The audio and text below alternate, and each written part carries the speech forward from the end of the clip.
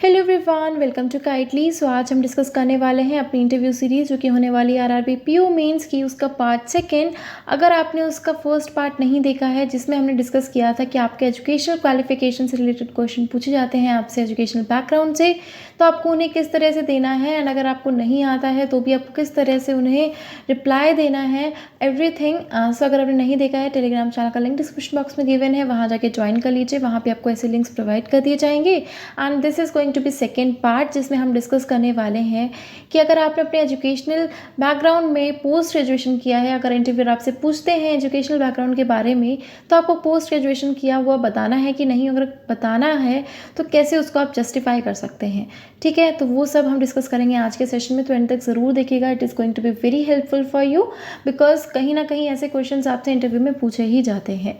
उससे पहले मैं आपको बता दूं कि अगर आप चाहते हैं कि बैंक पीओ, जो हमारा इंटरव्यू क्रैकर्स बैच चल रहा है, जिसमें ना सिर्फ आपके आरआरबी पीओ के इंटरव्यू के लिए बट साथ ही साथ आईबीपीएस पीओ के इंटरव्यू के लिए भी ये बैच चल रहा है, जिसमें 40 अराउंड आपके प्री रिकॉर्डेड सेशंस होने वाले हैं। वो भी होने वाले हैं पैनल मेंबर के द्वारा, जो कि हैं आपके आईबीपीएस पीओ के, यानी उन्होंने 70 to 72 इंटरव्यूज़ जो हैं वो कंडक्ट कराए हैं। So he is very efficient for you. तो उनसे बेहतर आपको कोई नहीं बता सकता कि आपको किस तरह से इंटरव्यू में रिस्पॉन्स देना है। एंड वहाँ पे आपको मॉक इंटरव्यूज़ भी मिलेंगे जो कि काफ़ी हेल्पफुल होने वाले हैं आप सभी के लिए। So go through that also. उसका लिंक भी डिस्क्रिप्शन बॉक्स में आपको प्रोवाइड करा दूंगी। It's only for ₹499। Extra discount मिल जाएगा आपको अगर आप कूपन भी यूज़ करेंगे। सो आप जाकर के चेकआउट कर सकते हैं। This is very helpful for you. चलिए स्टार्ट करते हैं अपने सेशन को।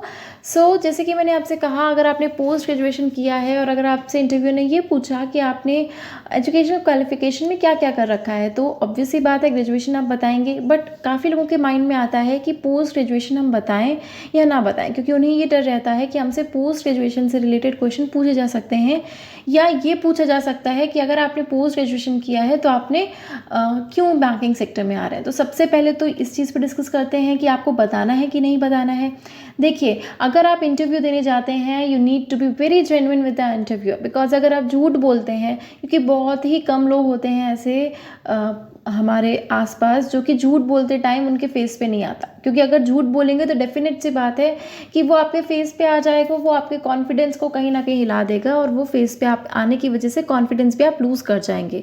क्योंकि जब हम झूठ बोलते हैं तो हमें ये लगता है कि हम गलत बोल रहे हैं। तो इसीलिए आपको जेन्युइन रहना है इंटरव्यूअर के साथ में, और उन्हें आपको बता देना है कि अगर आपने पोस्ट ग्रेजुएशन किया है तो बता दीजिए, हाँ सर मैंने इस पर्टिकुलर सब्जेक्ट से पोस्ट ग्रेजुएशन किया है। तो अगर आप बता देंगे तो आपके अंदर कम से कम ये तो होगा कि कॉन्फिडेंस बना रहेगा कि हाँ हमने सच बोला है, ठीक है। तो इसलिए आपको सच ही बताना है, इसीलिए मैं आपको बता दूं।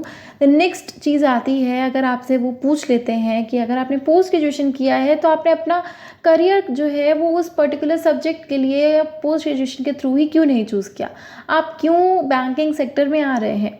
तो आप उन्हें ये आंसर दे सकते हैं कि सर जो मैंने पोस्ट ग्रेजुएशन किया है वो मेरा पर्टिकुलर पर्सनल इंटरेस्ट के बेसिस पे किया है, क्योंकि मुझे इस पर्टिकुलर सब्जेक्ट पे इंटरेस्ट था, that's why I have done the post graduation.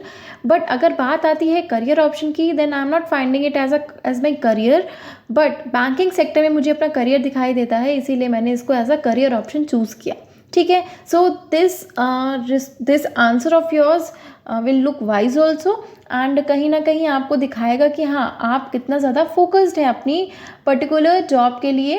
तो ये काफ़ी हेल्पफुल हो जाएगा आपके लिए। तो इसीलिए इस तरह का आंसर आप दे सकते हैं। एंड बात आती है अगर पोस्ट ग्रेजुएशन से रिलेटेड क्वेश्चन पूछने की, तो वो बहुत ही मुश्किल है कि वो आपसे पूछें, क्योंकि बहुत ही रेयर होता है। और अगर पूछते भी हैं, जैसे कि मैंने आपको एजुकेशनल क्वालिफिकेशन वाले में बताया, तो अगर आप नहीं भी आंसर दे पाते हैं, then give it with a smile that sorry sir I don't know the answer, ठीक है।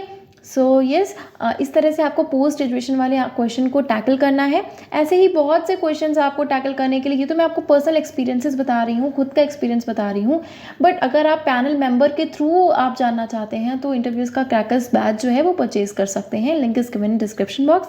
सेशन अच्छा लगा है then do like it, share it with the friends, and comment section में ज़रूर बताते रहा करिए कि आप लोग को सेशन कैसा लग रहा है, एंड आने वाले सेशन जो है वो हम किन क्वेश्चंस के बेसिस पे बनाएं। तो वो मैं उसी तरह के क्वेश्चंस के आंसर्स आप लोगों के लिए तैयार करके लेके आऊँगी, जो कि काफ़ी हेल्पफुल होंगे, and you can just give that answer, and आपको अच्छा रिस्पॉन्स भी मिलेगा इंटरव्यू में। सो अगर सेशन अच्छा लगा है, do like it, share with the friends, and don't forget to subscribe the channel. Thank you so much.